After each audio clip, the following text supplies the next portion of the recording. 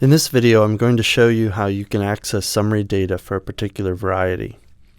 This feature is available on every single page in the VDM. If you look at the top right, there is an input labeled Search for Variety.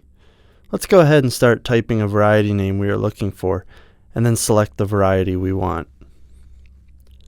This modal is designed to give us an overview of a variety in several ways.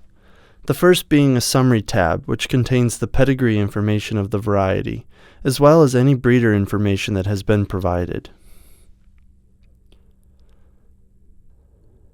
The next tab, we can get a more in-depth look at a variety's pedigree tree.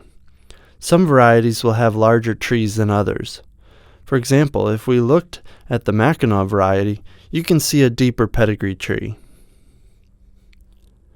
Going back to the Lamoka, the next tab is for trials. This tab will show you all of the trials that the selected variety has been in, and much like the Compare Varieties page, you can see a summary of all the data for each trial group. You can also click on a value and see the breakdown of data that makes up the value. Moving along to the next tab, it's Reports. Here you can see all of the reports that include information about the selected variety. Simply click on a report to access it, or click the download icon to download the report. If your license has activated variety comments, the next tab will be Comments. I've just made up some comments here to demonstrate the functionality.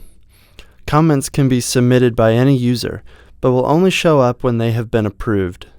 These comments can give you more insight into experts' analysis of a variety. The last tab, if it has been activated for your license, is Seed. Licenses that have the Seed Management module activated have the ability to manage a seed directory within the VDM. On this tab, you will find a list of locations that currently have seed available for the variety you are looking at. There is a more extensive seed source page called Find Seed that you can manage your search for seed. Again, this feature may not be available for your license. If you are interested in any of these features that you don't currently see in your license, contact your client administrator. Check out mediusag.com for more support videos.